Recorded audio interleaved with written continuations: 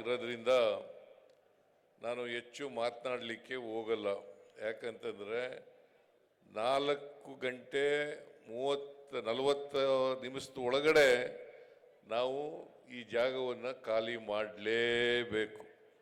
ಇಲ್ಲದೆ ಹೋದರೆ ಹೆಲಿಕಾಪ್ಟ್ರು ಹೋಗಲ್ಲ. ಅದಕ್ಕೋಸ್ಕರ ಹೆಚ್ಚು ಮಾತಾಡಲಿಕ್ಕೆ ಹೋಗಲ್ಲ. ಇವತ್ತು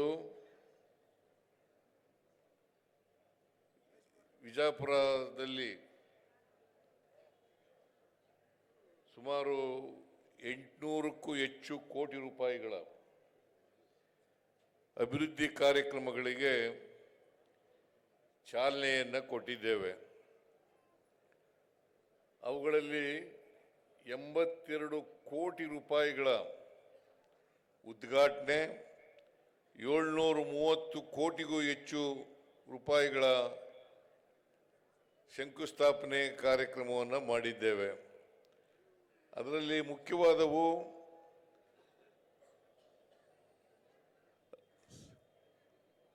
ರಾಣಿ ಚೆನ್ನಮ್ಮ ಅವರ ಪ್ರತಿಮೆಯನ್ನು ಲೋಕಾರ್ಪಣೆ ಮಾಡಿರ್ತಕ್ಕಂಥದ್ದು, ಶ್ರೀ ರಾಮಲಿಂಗಾರೆಡ್ಡಿ ಬಸ್ ಸ್ಟ್ಯಾಂಡ್ ಅಂತೇಳಿ ನಾಮಕರಣವನ್ನು ಮಾಡಿದ್ದೇವೆ. ಈಗಾಗಲೇ ಕಿತ್ತೂರು ರಾಣಿ ಚೆನ್ನಮ್ಮನವ್ರ ಬಗ್ಗೆ ಮಾತನಾಡಿದ್ದಾರೆ.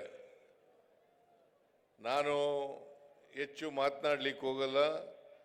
ಕಿತ್ತೂರು ರಾಣಿ ಚೆನ್ನಮ್ಮನವರು ಸಿಪಾಯಿ ದಂಗೆ 1857ರಲ್ಲಿ ನಡೀತು.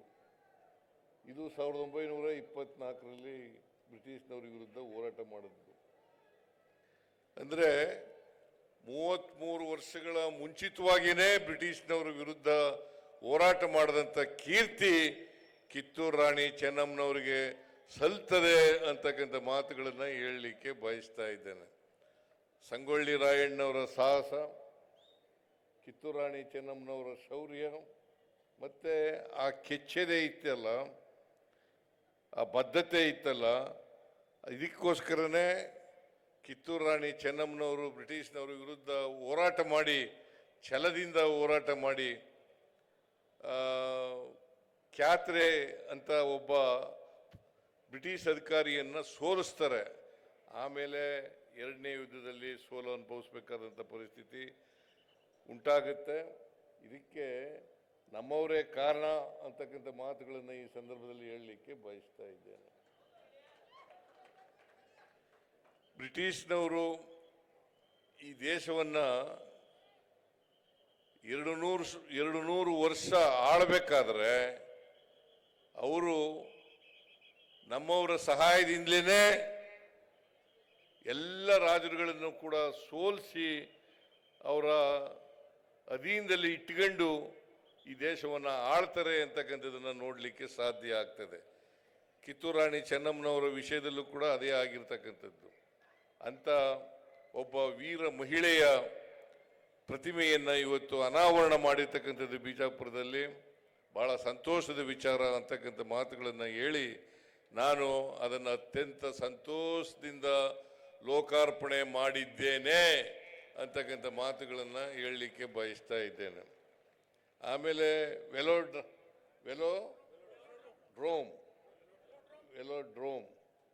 ಇಲ್ಲಿ ಬಿಜಾಪುರ ಮತ್ತು ಬಾಗಲಕೋಟೆ ಈ ಭಾಗದಲ್ಲಿ ಸೈಕ್ಲಿಸ್ಟ್ಗಳು ಜಾಸ್ತಿ. ನನಗೆ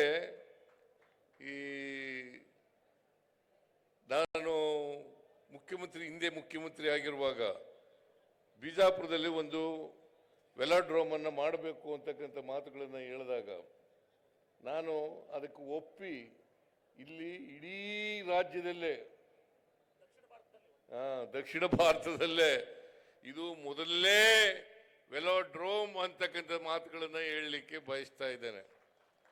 ಈ ಭಾಗದ ಸೈಕ್ಲಿಸ್ಟ್ಗಳಿಗೆ ಅನುಕೂಲ ಮಾಡಿಕೊಡಬೇಕು ಅಂತಕ್ಕಂಥ ಮಾತುಗಳನ್ನು ನಾನು ಈ ಸಂದರ್ಭದಲ್ಲಿ ಹೇಳಲಿಕ್ಕೆ ಬಯಸ್ತಾ ಇದ್ದೇನೆ.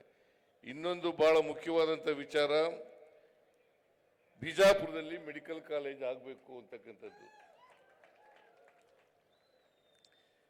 ಹಿಂದೆ ಬಿಜೆಪಿ ಸರ್ಕಾರ ಬಿಜೆಪಿ ಸರ್ಕಾರ PPP ಮಾದರಿನಲ್ಲಿ ಮಾಡಬೇಕು ಅಂತ ಹೇಳಿ ಮಾಡಿತ್ತು. ಆದರೆ ನೀವು ಹೋರಾಟ ಎಲ್ಲ ಮಾಡಿದ್ದೀರಿ.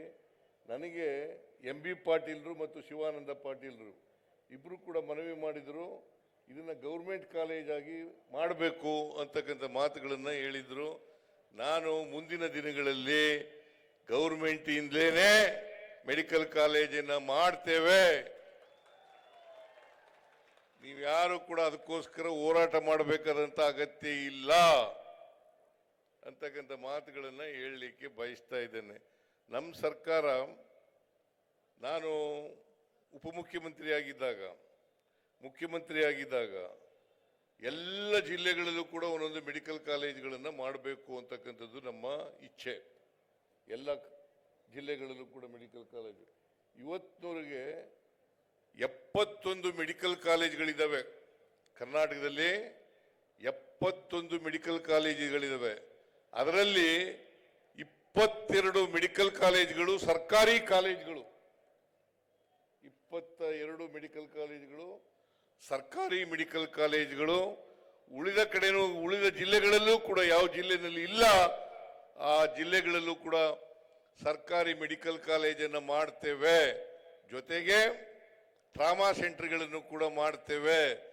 ಜೊತೆಗೆ ಸೂಪರ್ ಸ್ಪೆಷಾಲಿಟಿ ಆಸ್ಪತ್ರೆನೂ ಕೂಡ ಮಾಡ್ತೇವೆ ಅಂತಕ್ಕಂಥ ಮಾತುಗಳನ್ನು ಹೇಳಲಿಕ್ಕೆ ಬಯಸ್ತಾ ಇದ್ದೇನೆ. ಇಲ್ಲಿ ಹೋರಾಟ ಮಾಡ್ತಾ ಇದ್ರು, PPP ಮಾಡೆಲ್ನಲ್ಲಿ ಬೇಡ, ನಮ್ಮದೆಲ್ಲ ತೀರ್ಮಾನ, ಇದು ಹಿಂದಿನ ಸರ್ಕಾರದ ತೀರ್ಮಾನ, ಬಿಜೆಪಿ ಸರ್ಕಾರದ ತೀರ್ಮಾನ. ನಾವು PPP ಮಾಡೆಲ್ ಮಾಡಲ್ಲ, ಗೌರ್ಮೆಂಟ್ಲಿಂದಲೇ ಮಾಡ್ತೀವಿ ಅಂತಕ್ಕಂಥ ಮಾತುಗಳನ್ನು ಹೇಳಲಿಕ್ಕೆ ಬಯಸ್ತಾ ಇದ್ದೇನೆ. ಅನೇಕ ಇಲಾಖೆಗಳು, ಸುಮಾರು 800 ಕೋಟಿಗೂ ಹೆಚ್ಚು ಕಾರ್ಯಕ್ರಮಗಳು ಇವತ್ತು ನಡೆದಿದ್ದಾವೆ. ಈಗಾಗಲೇ ಇಲ್ಲಿ ನೋಡಿದ್ದೀರಲ್ಲ, ಶಂಕುಸ್ಥಾಪನೆ, ಉದ್ಘಾಟನೆ, ಇವೆಲ್ಲ ಇವತ್ತು ನಾನು ಅವಕ್ಕೆ ಇನಾಗ್ರೇಷನ್ ಮಾಡಿದ್ದೇನೆ, ಉದ್ಘಾಟನೆ ಮಾಡಿದ್ದೇನೆ. ನಮ್ಮ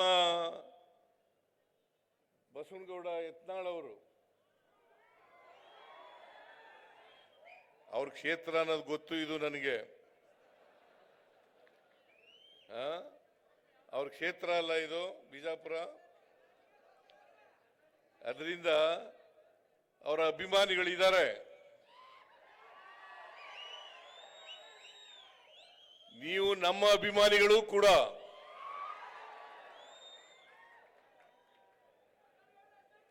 ನಿಮ್ಮೆಲ್ಲರ ಆಶೀರ್ವಾದದಿಂದಲೇ 136 ಸ್ಥಾನಗಳನ್ನ ಕಳೆದ ಚುನಾವಣೆಯಲ್ಲಿ ಗೆದ್ದದ್ದು. ಇಲ್ಲಿ ಬಿಜಾಪುರ ಜಿಲ್ಲೆಯಲ್ಲಿ ಸುಮಾರು 8 ಅಸೆಂಬ್ಲಿ ಕ್ಷೇತ್ರಗಳಿದ್ದಾವೆ. 8 ಅಸೆಂಬ್ಲಿ ಕ್ಷೇತ್ರಗಳಲ್ಲಿ 6 ಕ್ಷೇತ್ರಗಳನ್ನ ನಾವು ಗೆದ್ದಿದ್ದೇವೆ. ಅದರಿಂದಲೇ ನಾವು ಸರ್ಕಾರ ಮಾಡಲಿಕ್ಕೆ ಸಾಧ್ಯ ಆಯಿತು. ಅದಕ್ಕೆ 136 ಸ್ಥಾನಗಳನ್ನು ಗೆಲ್ಲಬೇಕಾದ್ರೆ 136 ಸ್ಥಾನಗಳನ್ನು ಗೆಲ್ಲಬೇಕಾದ್ರೆ ನಿಮ್ಮ ಆಶೀರ್ವಾದ ಬಹಳ ಮುಖ್ಯ ಅಂತಕ್ಕಂಥ ಮಾತುಗಳನ್ನು ಹೇಳಲಿಕ್ಕೆ ಬಯಸ್ತಾ ಇದ್ದೇನೆ. ಅನೇಕ ಸಾರಿ ಬಂದಿದ್ದೇನೆ ನಾನು ಬಿಜಾಪುರಕ್ಕೆ.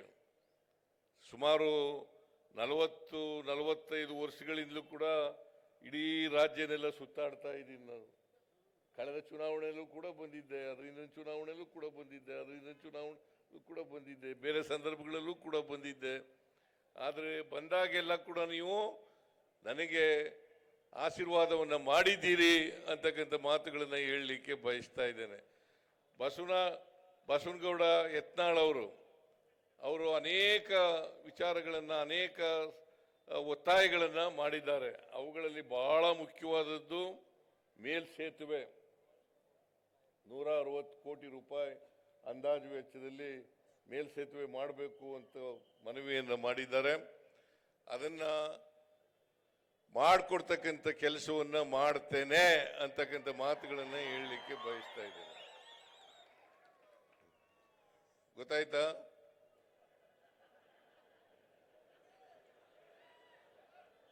ಮೇಲ್ಸೇತುವೆ ಅದು ಎಲ್ಲಿಂದ ಎಲ್ಲಿಗೆ 3 ಕಿಲೋಮೀಟರ್ ಉದ್ದದ ಮೇಲ್ಸೇತುವೆ ಮಾಡಬೇಕು ಅಂತ ಹೇಳಿದ್ದಾರೆ. ಸಂತ ಕನಕದಾಸ ಸರ್ಕಲ್ ನಿಂದ ಅಂಬೇಡ್ಕರ್ ಸರ್ಕಲ್ ಮಾರ್ಗವಾಗಿ ಶಿವಾಜಿ ಮಹಾರಾಜರ ಸರ್ಕಲ್ ವರೆಗೆ, ಭಕ್ತ ಕನಕದಾಸರ ಸರ್ಕಲ್ನಿಂದ ಅಂಬೇಡ್ಕರ್ ವೃತ್ತ ಮತ್ತು ಶಿವಾಜಿ ಮಹಾರಾಜ್ ಅವರ ವೃತ್ತದವರೆಗೆ ಮಾಡಬೇಕು ಅಂತ ಹೇಳಿದ್ದಾರೆ. ಅದನ್ನ ಮಾಡಿಕೊಡ್ತಕ್ಕಂಥ ಕೆಲಸವನ್ನ ಮಾಡೋಣ ಅಂತಕ್ಕಂಥ ಮಾತುಗಳನ್ನು ಹೇಳಲಿಕ್ಕೆ ಬಯಸ್ತಾ ಇದ್ದೇನೆ. ಆಮೇಲೆ ಇದೇ ಸಂದರ್ಭದಲ್ಲಿ ನನಗೆ MB ಪಾಟೀಲ್ರು ಮತ್ತು ಶಿವಾನಂದ ಪಾಟೀಲ್ರು, ಈ ಜಿಲ್ಲೆಯ ಎಲ್ಲ ಶಾಸಕ ಮಿತ್ರರು, ಜನಪ್ರತಿನಿಧಿಗಳು, MLAಗಳು, MLCಗಳು ನನಗೆ ಸನ್ಮಾನವನ್ನ ಮಾಡಿದ್ದಾರೆ. ಕಾರಣ ಯಾಕಪ್ಪ ಅಂತಂದ್ರೆ, ನಾನು ದಿವಂಗತ ದೇವರಾಜ ಅರಸರವರು ಅವರ ಎಷ್ಟು ವರ್ಷಗಳ ಅವಧಿ ಇತ್ತು, 7 ವರ್ಷ 239 ದಿನಗಳು ಅವರಿದ್ರು. ನಾನು 6ನೇ ತಾರೀಕಿಗೆ ಅದು ಸಮ ಆಯಿತು. ಈ ವರ್ಷ 2026 ಜನವರಿ 6ನೇ ತಾರೀಕಿಗೆ ಸಮ ಆಯಿತು. ಈಗಾಗಲೇ ಇವತ್ತು 9ನೇ ತಾರೀಕು, 3 ದಿನಗಳು ಜಾಸ್ತಿ ಮಾಡಿದ್ದೀನಿ ಅಂತೇಳಿ ನಿಮ್ಮೆಲ್ಲರ ಆಶೀರ್ವಾದ, ಕಾಂಗ್ರೆಸ್ ಹೈಕಮಾಂಡ್ನ ಆಶೀರ್ವಾದ, ಸೋನಿಯಾ ಗಾಂಧಿಯವರು, ರಾಹುಲ್ ಗಾಂಧಿಯವರು, ಮಲ್ಲಿಕಾರ್ಜುನ ಖರ್ಗೆಯವರು, ಇವರೆಲ್ಲರ ಆಶೀರ್ವಾದದಿಂದ ಇವತ್ತು ನಾನು 2 ಬಾರಿ ಮುಖ್ಯಮಂತ್ರಿ ಆಗಲಿಕ್ಕೆ ಸಾಧ್ಯ ಆಯಿತು. ಅಷ್ಟೇ ಅಲ್ಲ, ಕರ್ನಾಟಕದಲ್ಲಿ ಹೆಚ್ಚು ದಿನಗಳ ಕಾಲ ಮುಖ್ಯಮಂತ್ರಿ ಆಗಿರ್ತಕ್ಕಂಥದ್ದು, ದೀರ್ಘಾವಧಿ ಕಾಲ ಮುಖ್ಯಮಂತ್ರಿ ಆಗಿರ್ತಕ್ಕಂಥ ಅವಕಾಶನೂ ಕೂಡ ಸಿಕ್ಕಿದೆ. ಅದಕ್ಕೋಸ್ಕರ ಈ ರಾಜ್ಯದ ಜನತೆಗೆ ಧನ್ಯವಾದಗಳನ್ನು ಹೇಳಲಿಕ್ಕೆ ಬಯಸ್ತಾ ಇದ್ದೇನೆ. ಇದಕ್ಕೋಸ್ಕರ ಈ ಜಿಲ್ಲೆಯ ಎಲ್ಲ MB ಪಾಟೀಲ್ ಆದಿಯಾಗಿ, ಶಿವಾನಂದ ಪಾಟೀಲ್ ಆದಿಯಾಗಿ, MLAಗಳಾದಿಯಾಗಿ ಎಲ್ಲರೂ ಸೇರಿ ನನ್ನನ್ನು ಗೌರವಿಸಿದ್ದಾರೆ. ಅದಕ್ಕೋಸ್ಕರ ನಾನು ಅವರೆಲ್ಲರಿಗೂ ಕೂಡ ಕೃತಜ್ಞತೆಗಳನ್ನು ಸಲ್ಲಿಸಲಿಕ್ಕೆ ಬಯಸ್ತಾ ಇದ್ದೇನೆ ಅಂತಕ್ಕಂಥ ಮಾತುಗಳನ್ನು ಹೇಳಲಿಕ್ಕೆ ಬಯಸ್ತಾ ಇದ್ದೇನೆ. ನಾನು ಸಮಯ ಆಗಿದೆ, ಅದರಿಂದ ಹೆಚ್ಚು ಮಾತಾಡಲಿಕ್ಕೆ ಹೋಗಲ್ಲ. ಬಹಳ ಮಾತಾಡಬೇಕಾಗಿತ್ತು, ನಮ್ಮದೇ ತಪ್ಪು, ಲೇಟಾಗಿ ಬಂದದ್ರಿಂದ, ನಾವು ಜಲ್ದಿ ಹೋಗ್ಬೇಕಾಗಿರೋದ್ರಿಂದ. ಇದು ನಿಮ್ಮ ತಪ್ಪಲ್ಲ, ನಮ್ಮ ತಪ್ಪು. ಅದಕ್ಕೋಸ್ಕರ ಕ್ಷಮಿಸಬೇಕು ಅಂತಕ್ಕಂಥ ಮಾತುಗಳನ್ನು ಹೇಳಿ ನನಗೆ ಹೆಚ್ಚು ಮಾತಾಡಲಿಕ್ಕೆ ಆಗದೇನೆ ನನ್ನ ಭಾಷಣವನ್ನು ಮುಗಿಸ್ತೇನೆ. ನಿಮ್ಮೆಲ್ಲರಿಗೂ ನಮಸ್ಕಾರ. ಜೈ ಹಿಂದ್, ಜೈ ಕರ್ನಾಟಕ, ಜೈ ಸಂವಿಧಾನ್.